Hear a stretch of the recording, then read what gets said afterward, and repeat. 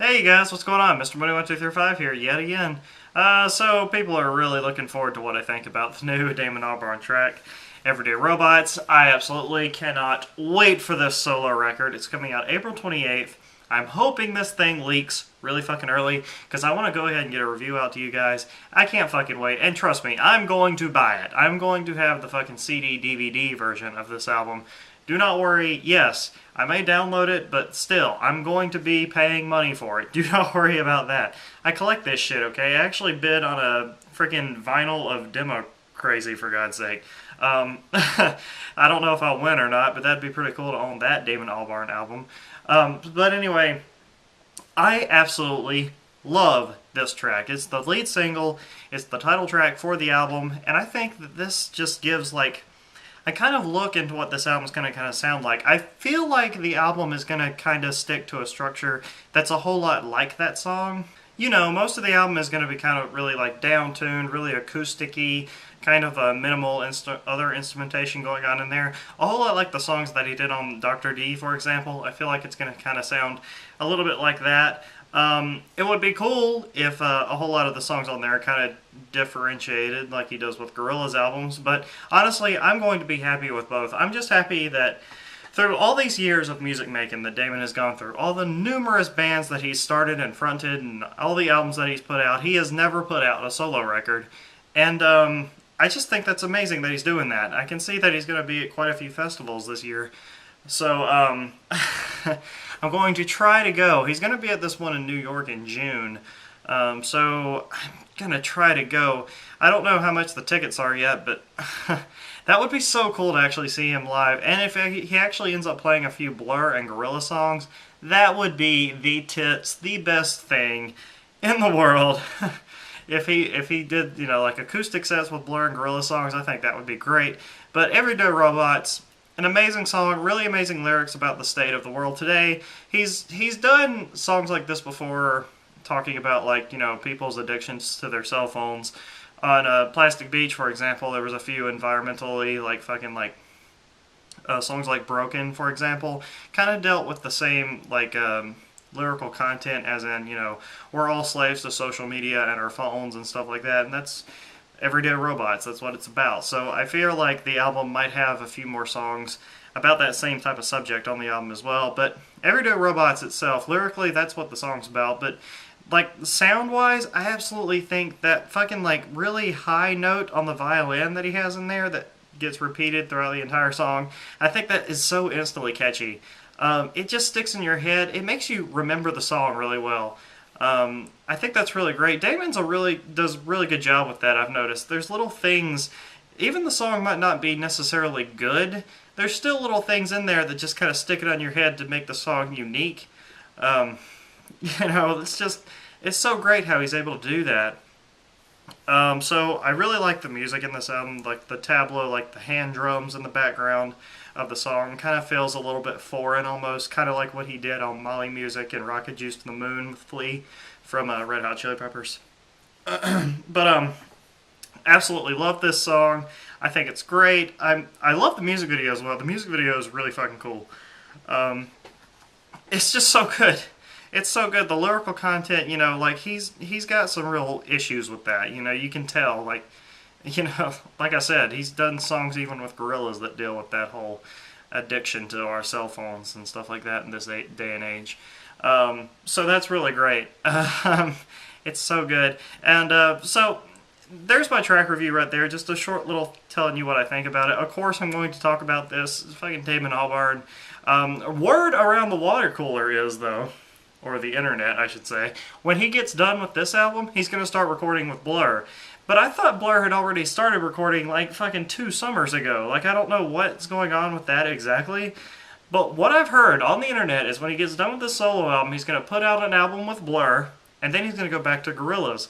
So we're looking at maybe, you know, like another fucking 2 years before a Gorillaz album.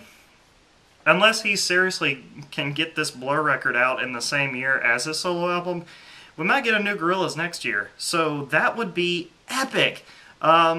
I don't know what's going to happen with that. I don't know how long it's going to take him to get these records out. We know that the solo album is coming out April 28th. I just have no idea how long it's going to take for this Blur album to come out, because the sooner the Blur album comes out, the sooner we're going to get the Gorillaz album, which I'm definitely most excited about. I'm praying to God somewhere within this time frame that he puts out some Plastic Beach session songs. I would love to hear Crashing Down, Mr. Light. There were so many cool songs in those Plastic Beach teaser trailers before the album came out that just sounded so great. And then those songs just weren't on the album. They need to be released. Damon needs to put these songs out. He even said way back after the album was released that he would do it eventually, but it hasn't happened yet. And I'm getting scared that we're never going to hear those songs, or he's going to take them, change them around, and make them into something else. I mean, On Melancholy Hill, you'll never believe that On Melancholy Hill was originally the Good, the Bad, and the Queen song. It was, believe me. And it turned into a Gorilla song for Plastic Beach, almost fucking like 3 years later after The Good, the Bad, and the Queen came out. So, whatever. We'll see what happens. Who knows? Maybe some songs on this fucking solo album might have came from the Plastic Beach sessions. I don't know. We'll see. So that's really cool. A few more things I wanted to talk to you guys about, though, in the same video. I've been gone for a long time, and I haven't put out a proper review in a while. But I'm thinking about doing some legit, official reviews again, because I've gotten a ton of albums lately that I've ordered or found at a CD shop. And I just wanted to share with you guys another batch of CDs that I've picked up lately. Really quickly here, I know we just got done talking about Damon Albarn, one of the most genius musicians ever, but we're going to something that's a little bit more opinionated here. My Beautiful Dark Twisted Fantasy by Kanye West. I've gotten into Yeezy a whole lot lately, honestly, and this one here people say is the pinnacle of his career. I absolutely love Yeezus, and I love My Beautiful Dark Twisted Fantasy. I love this record, probably his best. I like it better than Yeezus, don't worry. But it's really, really good. The poster that's included in here is really cool as well. I really like the gatefold on this record. Like that. And then there's some, like I said, the poster of the chick is in the in here. There's a small poster of her in here, which is really cool. So, My Beautiful Dark Twisted Fantasy by Kanye West. Absolutely love this record. Also on the same day, I picked up Paul McCartney's Band on the Run because I had never heard it before, which I'm also really enjoying. I got The Police Regatta de Blanc because I have never owned an official Police release besides a few of the greatest hits albums, I guess I should say. And really love this record. Probably one of my favorites based upon the track listing anyway. Pretty awesome.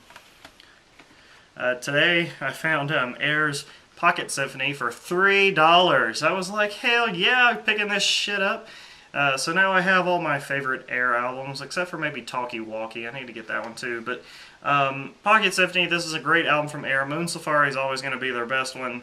But now I have La Voyage Dans the Lune, Love 2, Pocket Symphony, and Moon Safari. 4 really great Air albums. I also got Bond's first ever album, Shine. I had a Classified in there as one of my favorite albums of all time. This is their first one. Classified, I think, was like their second or third. I'm not sure exactly, but this is really good as well. These are some hot chicks that play some really good instrumental, orchestral, epic music. There's a really good cover of Kashmir on here from Led Zeppelin that they do really good, and they also do the James Bond theme based upon their band name. Not technically band name, quartet, but yeah, it's really good. And the little hipster side of me came out also when I picked up the Avalanches, Since I Left You. This is a fucking crazy ride of an electronic album right here. Oh my god, if you guys haven't heard this album, the full album is on YouTube. Just check this shit out, man. It's just awesome. Check it out. Seriously, the Avalanches, Since I Left You. You're gonna love it. That cover art's really cool too, and I love how the pictures look in there, the boat or whatever like that. Like I said, this is just a really good, awesome electronic record. Definitely check out this album. My local Barnes & Noble was having a buy 2 get 1 free sale, so I got My Beautiful Dark Twisted Fantasy and Band on the Run and my CD that I got for free. was avalanches, because I go on 4chan's music boards a whole lot, and I've seen this one around. I didn't really know what it sounded like until I picked it up, so really freaking good. So all those albums I've picked up recently just to add to my little collection of music. So anyway, cannot wait for this Damon Albarn album. It's so amazing, so good, so great. Like I said, I'm going to get some reviews out of these albums here that I just showed you guys, just because I haven't done proper reviews in a while. So hang tight. Good to talk to you guys again, and tell me how excited you are for the new Damon Albarn album, what you would like the new Gorillaz album to sound like, what would you like the new Blur album to sound like. I would really love to get some opinions on what people would like to hear from Damon on these upcoming, really huge anticipated albums, honestly. Blur and Gorillaz, his biggest bands right there. So I would love to hear what you think about a sound. What I would personally like to see, Gorillaz-wise, is something a little bit more of a rock-oriented album, something that kind of makes Gorillaz feel like a four-piece band, you know what I'm saying? Because they've had their selection of rock songs like Punk and M1A1, but I would love to see a few more songs like that, and maybe a few songs that explore that Middle Eastern sound a little bit more, like White Flag or 911. I would love to see some more songs like that. So that's me, personally, what I would like to see Gorillaz do. I know it's not going to happen.